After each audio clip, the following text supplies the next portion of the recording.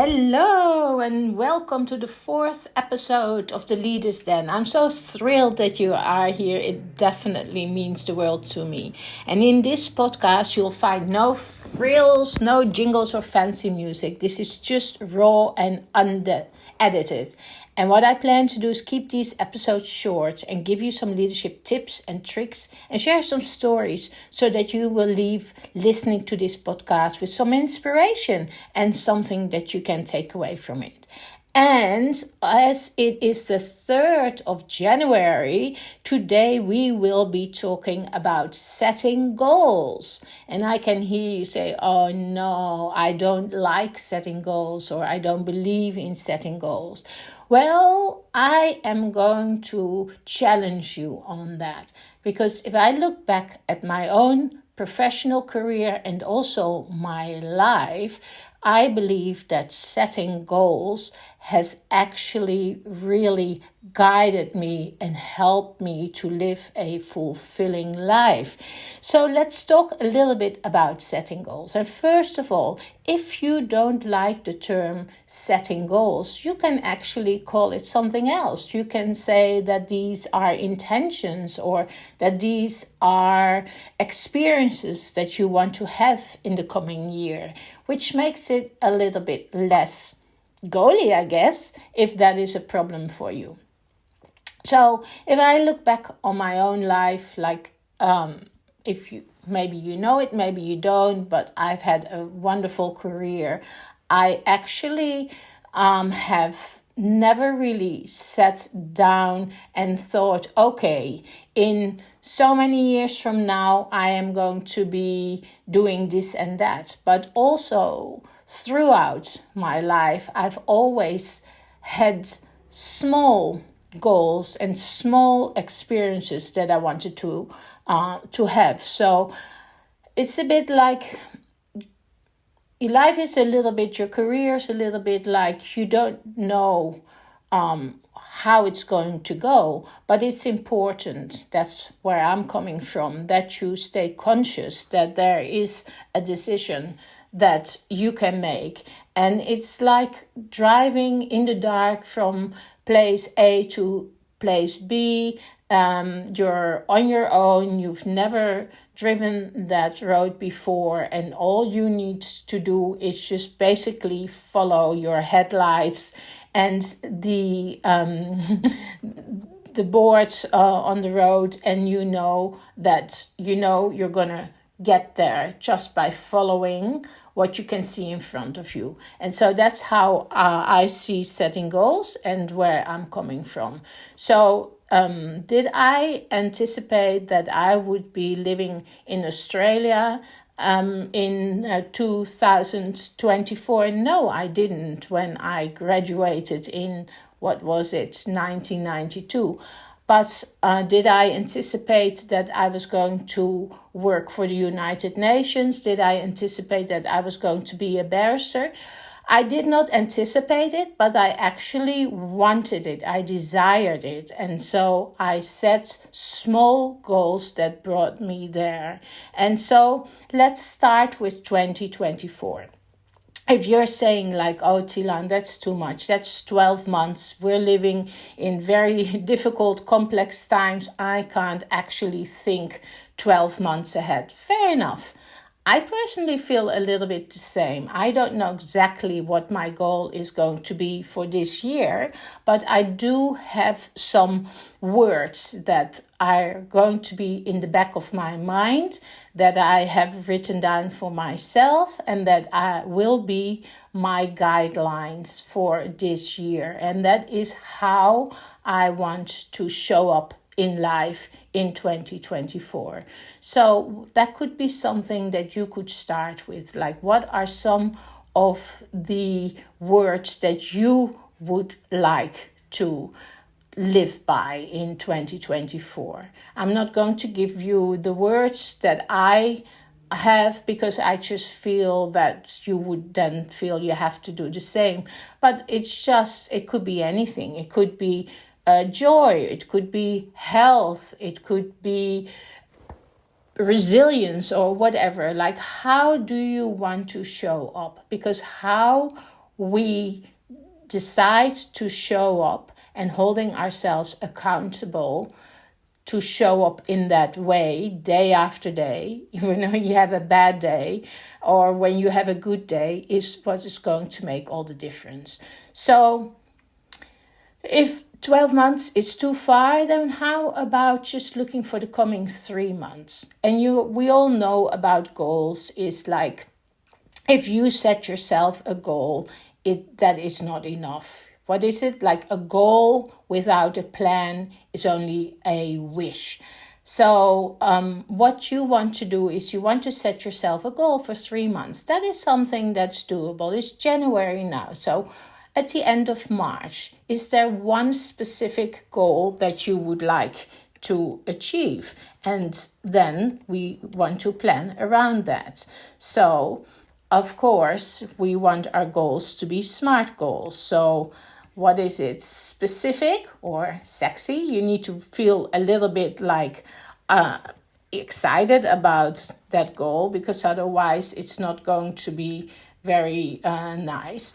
So it needs to be measurable, M, but I also like to use the M for meaningful, because for me, everything has to have meaning. And so the A stands for achievable. Like often when I do the coaching, people set themselves goals that are so high that they can never really reach it.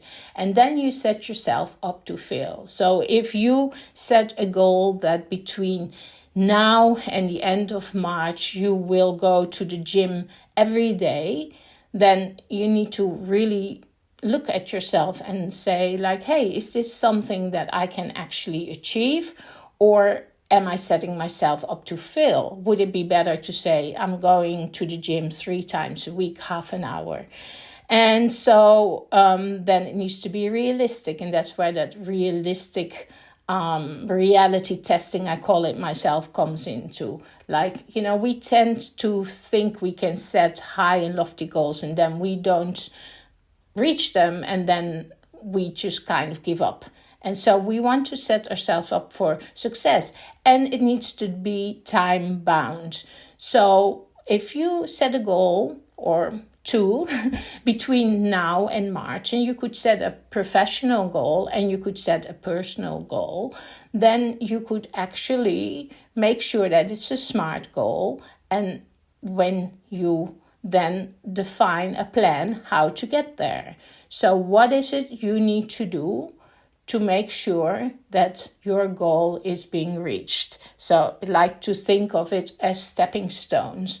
Like what stepping stones? So if I say I want to start a brand new project, then I need to map out for myself what the stepping stones are going to be. And so I can't just say, okay, by the end of March, I will have completed project X. So I need to have steps. So that means if we're talking about, 3 months, 4 weeks, so 12 weeks. So I'll have to say 12 steps. And so that means that those 12 steps need to happen 1 step a week. And so what would be a logical sequence for those steps? So would it be to first think about what the intention of Project X is, and then secondly start mapping out, and etc., etc. I don't have to tell you how to do that. And the same for any personal goals. So if your goal is to do something different every month, something completely out of your comfort zone, something you've never done before, like, I don't know, you go floating or go scuba diving or whatever, go biking, whatever it is that is something that you don't normally do, then you need to, of course, make a plan. So you need to get your calendar and you need to put in your calendar when you're going to do that. And you need to make some time in your calendar to find out where you can do this, etc. So the idea is that if you put it in your calendar and if you make time for it, that it's actually far more chance that it's going to happen than if you don't make time for it. So this is how I suggest you set some goals, you make them smart, and you give them a timeline, which is part of the smart. But then, and this is what I see as a coach, and this is why coaching is so powerful, you need to be held accountable. So what are the consequences if you're not going to reach your goal? So if you say, I was going to go to the gym, but unfortunately, I didn't make it because, we can all come up with excuses, whatever it is. Maybe your uncle was ill, or maybe work got in the way, or whatever. So it's easy to make excuses, and it's easy for us human beings and only natural that we go to those things that give us pleasure and stay away from those things that give us pain. But how can you make sure that you're actually going to do it? So find, for instance, an accountability partner. Say to your best mate or to your neighbor who you don't see a lot, hey, do you fancy coming to the gym with me? So that's already increasing your chances that you are going to make this. And then the other thing is that you want to maybe go on your own, like me. I want to do things on my own as well, because I don't always want to be with other people, because I need time to actually be on my own. But then how can I make sure that if I don't have an accountability partner who's coming with me or who's doing this with me, how can I make sure that I still have someone who's holding me accountable? Well, that can be a partner at work. It can be your team. It can be anybody. Sometimes I have given myself as an accountability partner, and I gave myself I don't know if this is my Calvinistic background as a Dutch person, but if you don't do it, there's going to be a fine, and the fine is that I have to make a donation to a cause I don't believe in at all, a cause that doesn't align 1 centimeter with my own values and my own standards. And that has been for me effective in the past to make sure that I did do what I had to do.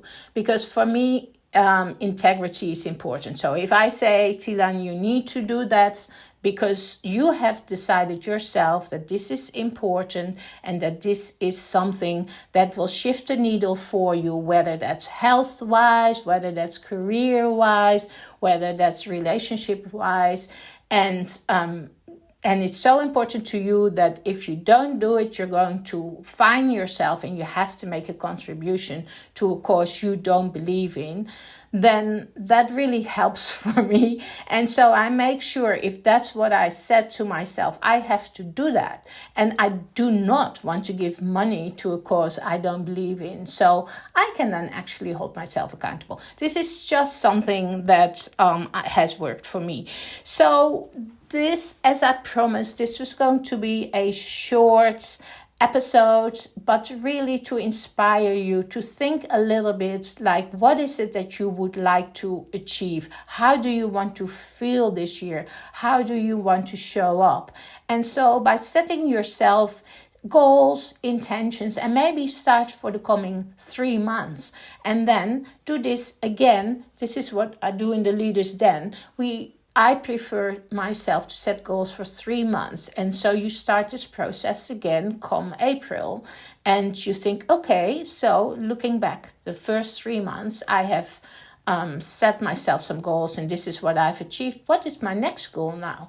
So you take it per 3 months. And then before you know it, you've actually got some shit done, which is amazing, because when we do what we set out to do and we don't fall into, what is it, the 95% of people who set a goal at the beginning of the new year and never realize it, then we're going to have the confidence that we can actually achieve goals when we set them.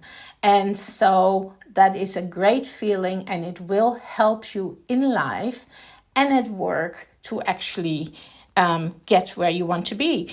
So, lovely people, that was my little spiel on goal setting for the beginning of this year. I am super stoked about 2024. I know the world is not a kind place for many people at the moment. So for me, it's really important to focus on those things that I have control over. And when I focus on the things that I have control over and that I can do in my life, I feel empowered. And that is my wish for you as well. Let me know if there's any blockages, any impediments that you already see, or if you are keen to share your goal with me so I can hold you accountable and email you on the 1st of April saying, hey, did you actually do it? Feel free to do that. You can find me at www.tilanlagierse.com. So I wish you a amazing, a happy, and a healthy, and foremost, a meaningful 2024. See you next time.